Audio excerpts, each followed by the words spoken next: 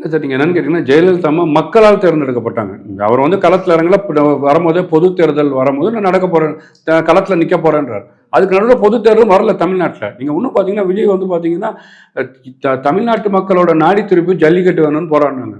அப்போ வந்து ஒரு ஒரு ஒரு நடிகராக இருந்தார், வந்து ரோட்டில் வந்து உட்கார்றாரு. அப்போ வந்து மக்களோட கஷ்டத்தை அவர் புரிஞ்சுக்கிறார், தமிழ் மண்ணோட கஷ்டத்தை புரிஞ்சுக்கிறார். மத்திய அரசாங்கம் 1000 ரூபாய் 500 ரூபாய் தடை செய்யும் போது அதுக்கு குரல் கொடுக்குறாரு. அப்போ வந்து பார்த்தீங்கன்னா, தமிழ்நாட்டுக்கு நீட்டு தேவையில்லைன்ற தமிழ்நாட்டு மக்களோட மாணவர்களோட கோரிக்கை, அவங்களோட மக்களோட நாடி துடிப்பு. அந்த இடத்துல வந்து அனிதா இறந்த போது அவங்க வீட்டில் போய் ஆறுதல் தெரிவிக்கிறார். அப்போ தொடர்ச்சியாக தமிழ் மக்களுக்காகவும் தமிழ் மொழிக்காகவும் தமிழக குழந்தைகளுக்காகவும் அவர் பாடுபடும் போது, அவர் அரசியல் களத்தில் வரும்போது கண்டிப்பாக தமிழ்நாட்டு மக்கள் ஒத்து பார்த்துட்டு இருக்கிறாங்க, யாருமே இல்லை. ஒரு புது புரட்சியா மரியாதைக்குரிய விஜய் அவர்கள் வரார்.